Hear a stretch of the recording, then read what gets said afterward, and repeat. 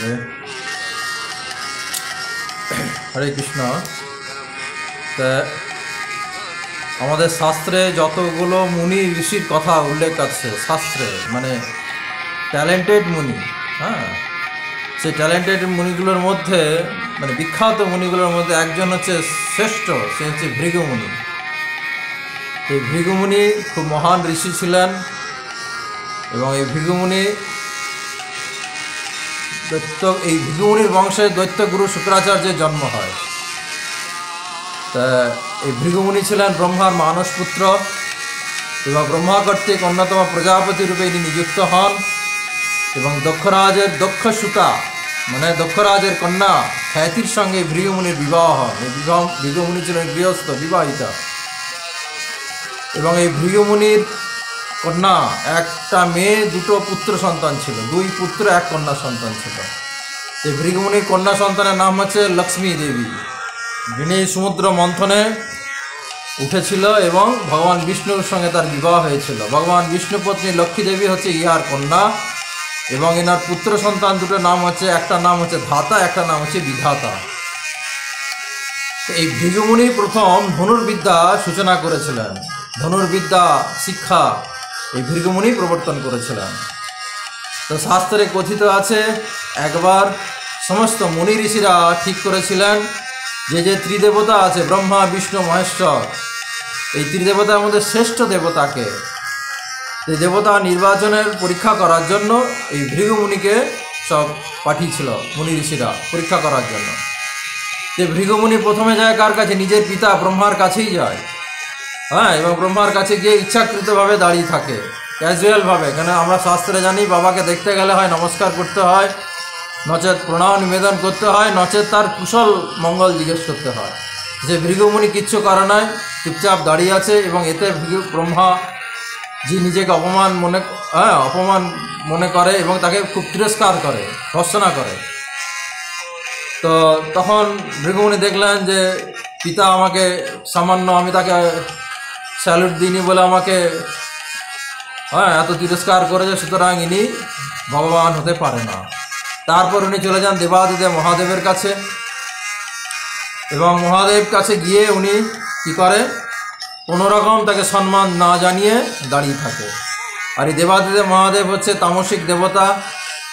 আমরা জানি যারা শিবের ভক্ত তারা নিজের খুব মান সম্মান স্ট্যাটাস খুব করে, মানে যা শিবের ভক্ত যাই হোক, যারা তামসিক মানুষ তাদের কেউ যদি অপমান করে, ঘরে যদি আসে তাকে যদি বসতে না দেয়, অভিবাদন না করে, তারা খুব রাগ করে এবং বাইরে গিয়ে প্রচার করে যে আমাকে সম্মান করেনি। তো ঠিক সেই রকম দেবাদিদেব মহাদেব কি করেন, তখন তাকে শিবকে, এই ভৃগুমুনিকে তার ত্রিশূল দিয়ে মারার জন্য ছুটে যায়। তখন ভৃগুমুনি শিবের স্তব পাঠ করে কোনো রকমের রক্ষা পায়।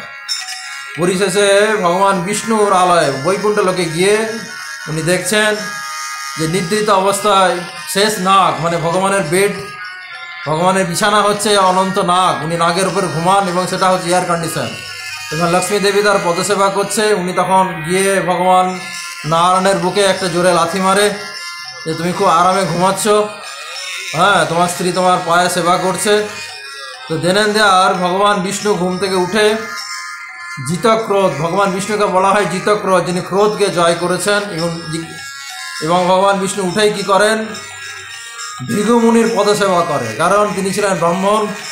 এবং ভগবান বলেন যে আমার বক্ষ হচ্ছে পাথরের ন্যায়, তুমি ব্রাহ্মণ, সুতরাং তোমার ব্রাহ্মণের পদতে আঘাত পেয়েছে, সুতরাং আমার অপরাধ হয়েছে, আমার শক্ত বুকের উপরে তুমি আঘাত করেছ। সুতরাং উল্টে ভগবান নারায়ণ ভৃগুমুনির সেবা করতে শুরু করেন। তখন ভৃগুমুনি বলেন যে এই ভগবান বিষ্ণু হচ্ছে শ্রেষ্ঠ, কারণ এর ক্রোধ নয়, অভিমান নয়, কিচ্ছু নয়। এবং ভৃগুমুনি তখন ভগবান বিষ্ণুকে শ্রেষ্ঠ দেবতা বলে ঘোষণা করেন। আজও ভগবান বিষ্ণুর বক্ষে এই ভৃগুমুনির পদচিহ্ন আছে। তো এইবার এই দৈত্যাচার্য, দৈত্যদের আচার্য, মানে দৈত্যদের গুরু শুক্রাচার্য ভৃগুমুনির বংশে জন্মগ্রহণ করে। তো এই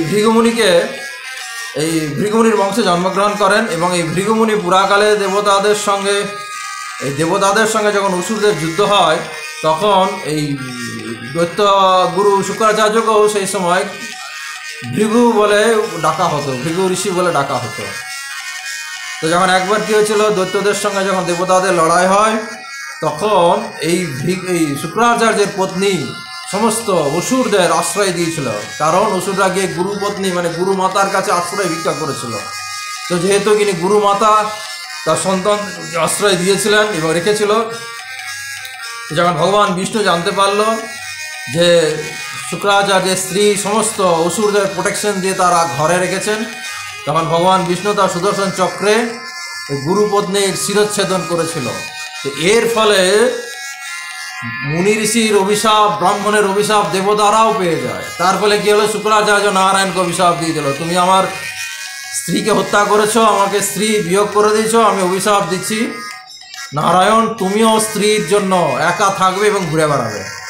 তো সেই অভিশাপে নারায়ণ স্বেচ্ছায় দশরথের গৃহে রামচন্দ্র রূপে জন্মগ্রহণ করেন এবং সীতা দেবীর সঙ্গে তার চিরকালই বিচ্ছেদ থাকে এবং সেই অভিশাপ ভোগ করেন।